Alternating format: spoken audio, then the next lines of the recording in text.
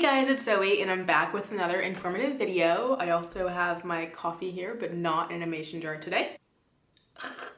As you can tell with the title, today I'm doing a video all about my apartment hunt. I'm already in my apartment right now, but I wanted to do a whole video about the process of finding my apartment. My experience was quite lengthy and probably a little bit different than other people's experience. In this video, I'm going to be talking about why I was looking for an apartment, kind of like the housing market, the places I was looking, my negotiables, non-negotiables, what questions I asked through my apartment search, the highlights of the apartments that I saw, going through a few of them and showing the videos of the tours that I saw, and then lastly ending with tips for apartment hunting. I'm guessing the people that are watching this video are either in the process of finding an apartment soon, or maybe they're just interested in like the housing market, or maybe you're just a friend or family of mine that's just watching this video. If you're in any of those categories, then keep on watching. So just to reintroduce myself, my name is Zoe. I am 22 years old. I just graduated with my bachelor's degree in college, specifically cinema and TV arts. I am originally from Florida and then went to college in North Carolina, got a job in Washington State, and I moved across the country to Washington. I actually have a whole video of my first day of work, and then I also have a video of me kind of traveling from East Coast to West Coast. If you guys want to watch those, I'll leave that in the description box down below. So pretty much the reason why I was looking for an apartment was because I'm not originally from Washington, so I didn't have any family to live with, and I also just graduated college and I needed a place to live. Going into the housing market, I wasn't really sure how this was gonna go because I was moving to Washington at the end of July. My first day of work was July 27th, so I wasn't sure how it was gonna go, especially during the coronavirus. Moving during COVID is kind of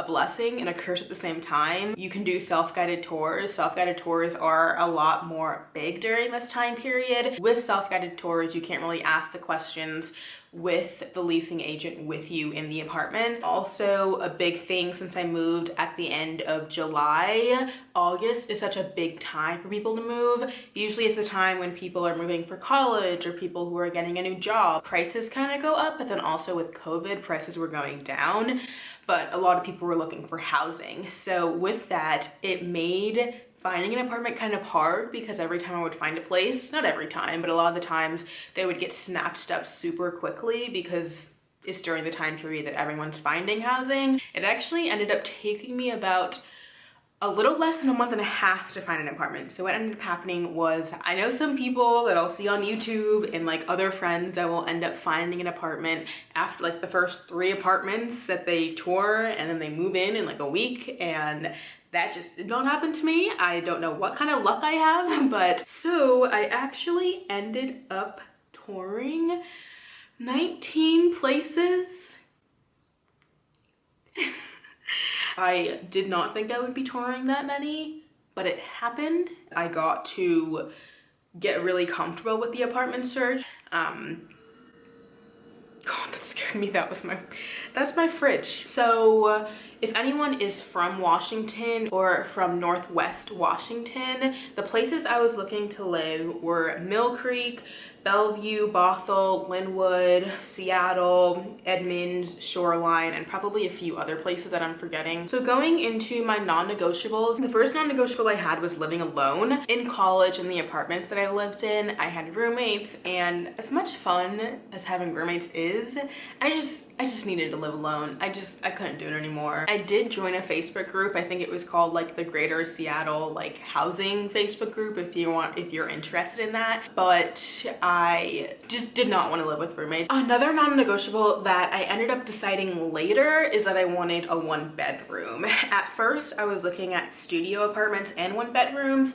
but then I realized that with the job that I'm doing, I work from home probably about 40% of the time. I didn't want my bedroom space to be the same space as my workspace. I did look at some studios, which you'll see in this video, but then towards the end, I realized like, okay, I need to actually have a 1-bedroom or open 1-bedroom apartment. Another non-negotiable I had was above the first floor. I've never actually lived on the first floor of an apartment or like in college or anything like that, but I just know I wouldn't want to with like the walking traffic. I've always loved living on either the top floor or close to the top floor. Probably the biggest non-negotiable I had was safety, especially since I was moving to an area where I didn't know anybody. I didn't want to be scared to leave my apartment if I had to leave it at night. Even if you find a place that's super inexpensive, think about why it is super inexpensive and also the surroundings of the location. Another non-negotiable I had was a lot of light. I can be in a dark room for a really long time and it definitely affects my mood. I wanted a place where in the morning I could wake up naturally with the light. Also, the thing about Washington is I hear that it can get really depressing here, so I didn't want to have a dark apartment on top of it being already dark when it's not summertime. I have been warned about the seasonal depression here, so I just did not want to go into a place that was super, super dark. And then the last non-negotiable I had was parking. I didn't want a place where I would have to do street parking, and then also when it came to parking, it had to be like a reasonable cost. I know in Seattle, some of the places I looked at, the parking was like super expensive. I know one place I saw was like $125 extra a month. $125? Like, that's a lot of money. So going into the negotiables that I had, first one was washer and dryer in unit. This one was kind of tiptoeing from negotiables to non-negotiables. At first I was like, oh, this is such a non-negotiable, I need laundry, but like at the end of the day, like it's not that big of a deal if you only have to walk like a few feet to go to your laundry room. The second negotiable that I had was a deep sink. I didn't want something where if I put like 3 dishes in it, it looked like it was full. I wanted something that was definitely deeper. Another one was a fitness center slash amenities. A lot of people live in apartment complexes because of the amenities that they offer. Another one is a microwave. Some places don't come with microwaves, but you can easily buy a microwave for like under $50. Also a dishwasher. And then my last negotiable was to have a corner unit.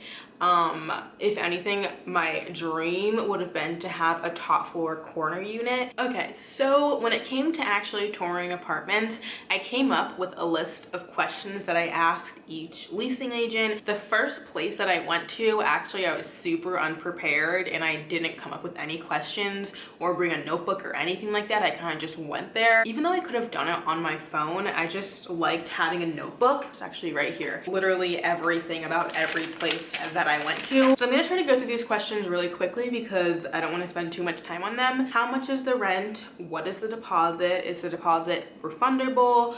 What is the application fee? I also asked, are there any utilities included? If so, what are they? What is the tenant responsible for? Depending on what their answer was, if utilities weren't included, I like to ask what is the range that people usually end up spending on utilities. I asked what lease rents are available with the specific rent price. Following up with that question, I would ask what is the terms if you were to break your lease, and also when do you need to notify if you're not staying. I feel like I am like kind of like a leasing agent. Like, how do I know all this information? Like literally a month and a half ago, I literally knew none of this. So other questions I ask is, are there additional parking costs? Is it off-street parking or is it street parking? I asked, where is the washer and dryer located? How does trash work? How does mail work? And then also, how do maintenance requests work? Oh, forgot. The last question that I asked, depending on the location, was I asked how long have last tenants stayed. This does vary because there was one building that I ended up touring that was completely new, and obviously I couldn't ask that question because no one had lived there yet. Okay, so this is probably the exciting part of the video. I have 6 different places. Ooh, why do I talk like that? I have 6 different places that I want to show you guys and like show you videos of them. Like I said, I saw almost 20 different places, so I did not want to show 20 different apartments in this video. Some of the videos that I have to show are quite shaky. Literally, some of the videos I was literally like this trying to record, so I don't know why it's super shaky, but Hopefully you still enjoy the footage. So the first place that I ended up touring was Hyde Park in Bellevue. Bellevue was a place that I would have really wanted to live because it is super nice there. This was also, since this was the first place that I saw, if you remember me saying before that the first place I saw I was like completely unprepared for. So I walked into the place literally like, I'm here to tour an apartment, and it was just, it was really comical if you were there with me because I probably had like no idea what I was doing. The place that I ended up seeing in there, it was a studio apartment, but like I said, I didn't know I wanted a studio until probably about 75% into my apartment search. But with this studio, it had a lot of light inside of it. It was probably, I think, on like the 4th or the 6th floor. It was a really nice apartment complex. I wouldn't even consider it an apartment complex. It literally seemed like it was a hotel. The gym there was like better than most gym locations. I would definitely consider this a luxury apartment. The next place I saw was a private unit in Linwood. It was in an apartment complex, but it was privately owned, but I don't know the name of the exact apartment complex. This one was a 1-bedroom apartment, but it was a 1st floor unit. I knew it was a 1st floor unit before going to tour it, but I still just wanted to see it because it was super close to my work. It did have a designated parking spot. The designated parking spot was right in front of the apartment, but if you can see by the footage, it was very dark and there was a lot of marks on the wall, and the bedroom was super dark. The laundry wasn't in the unit, and it was also very just old and like not good. Another place that I went to was Keeler's Corner in Linwood. This place, I actually started the application for it, but then I didn't end up finishing it. It was a 1-bedroom. It was on the 2nd of 2 floors. The parking was first come, first serve parking, so pretty much open parking. I loved it. It was very open, very bright.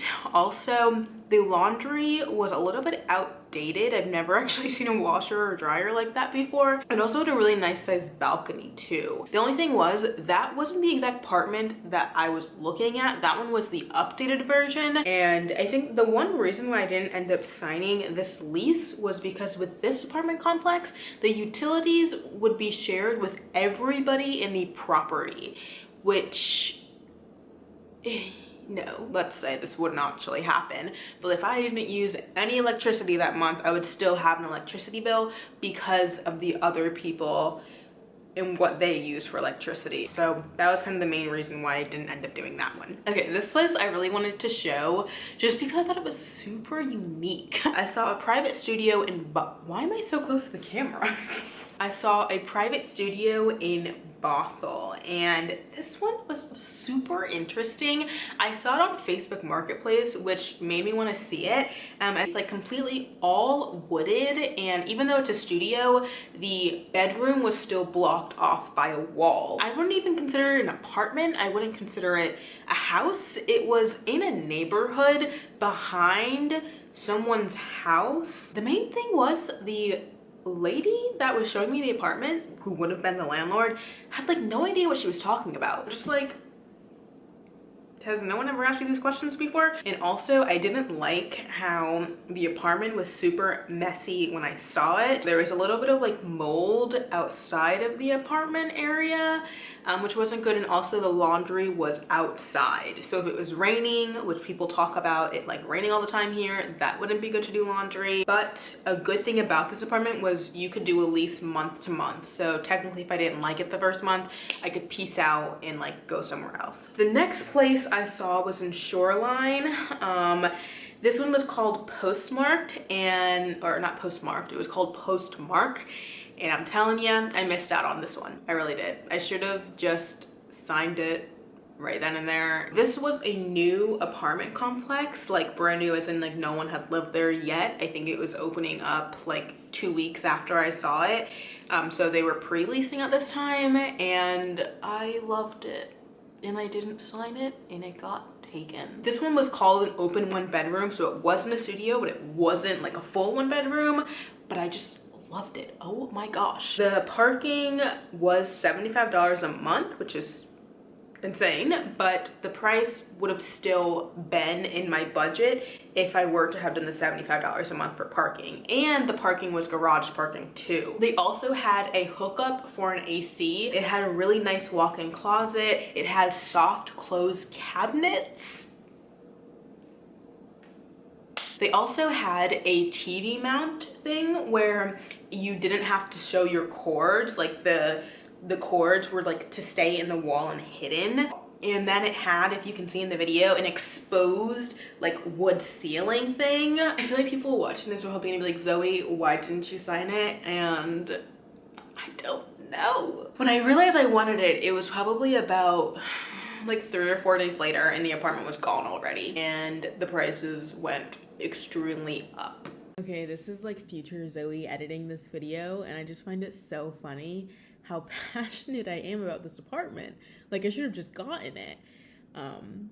Yeah, I just really wanted to insert that in because you can tell like in my voice how happy I was about it. But you live and you learn, so let's continue. And then the next one, this is the last one I'm gonna show you guys, and this one,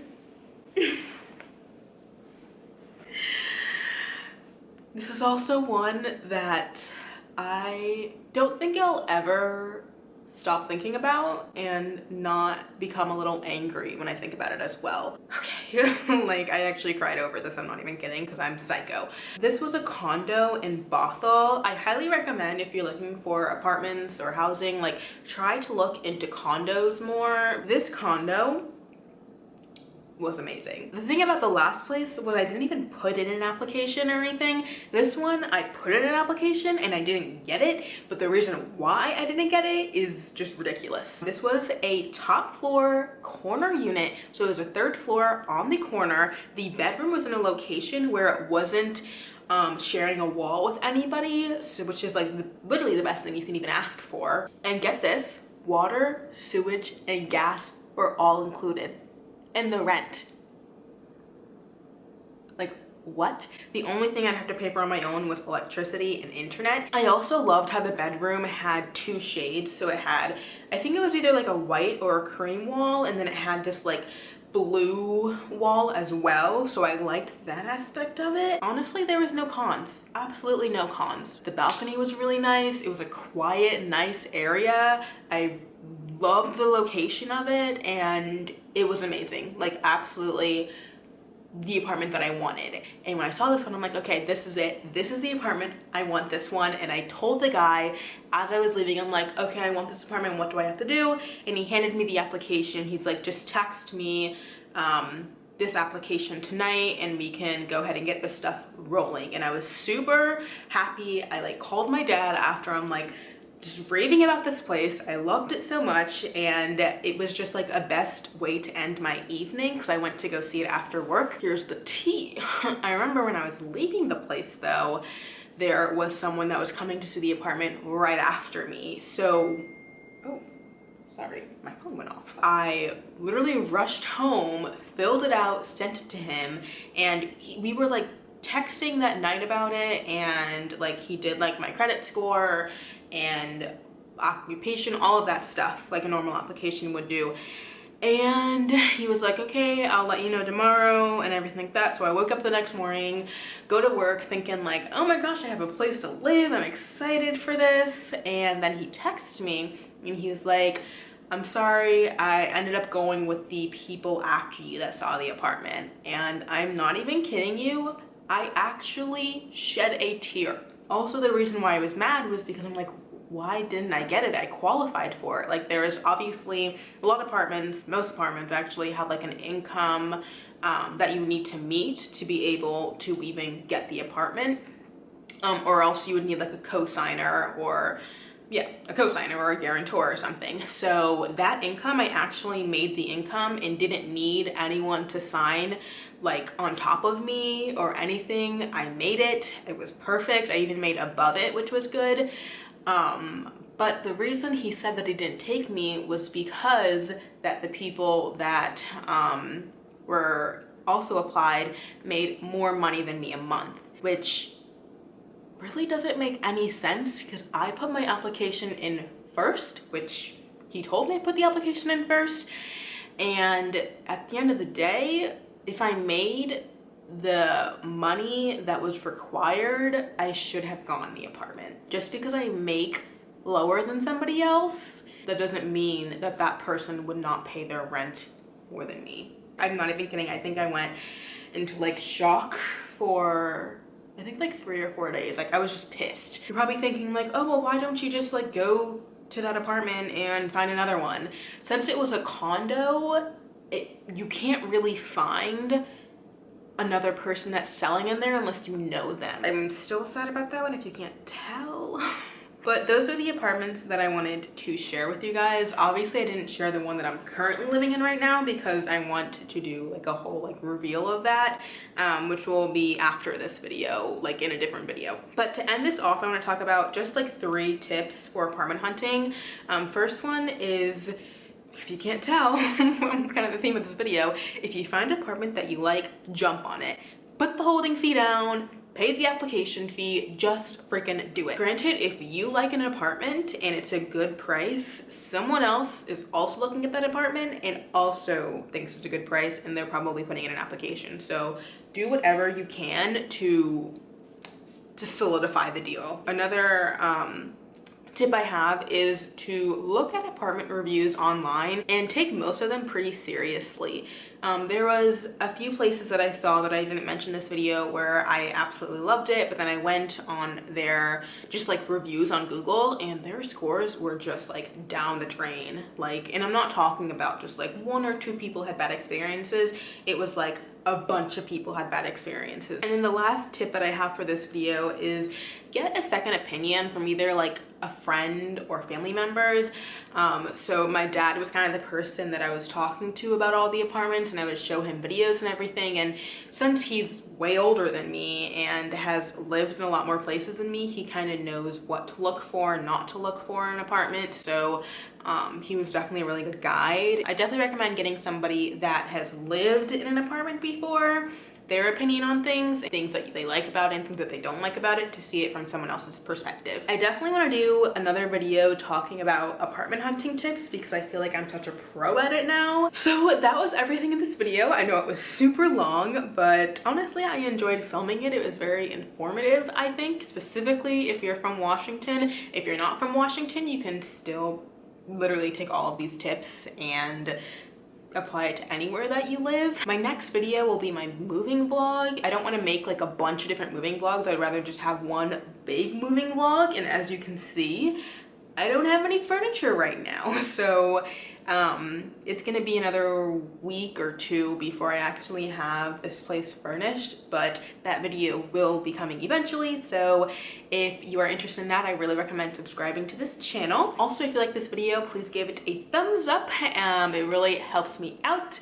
I am really bad at making YouTube videos, but I'm gonna try to do better at it because I don't have the time, but then I also have so much time to do it at the same time. But yeah, leave a comment down below if you have any questions about apartment hunting or your opinions on apartment hunting, your experiences. I love to kind of hear other people's ideas and thoughts in their head.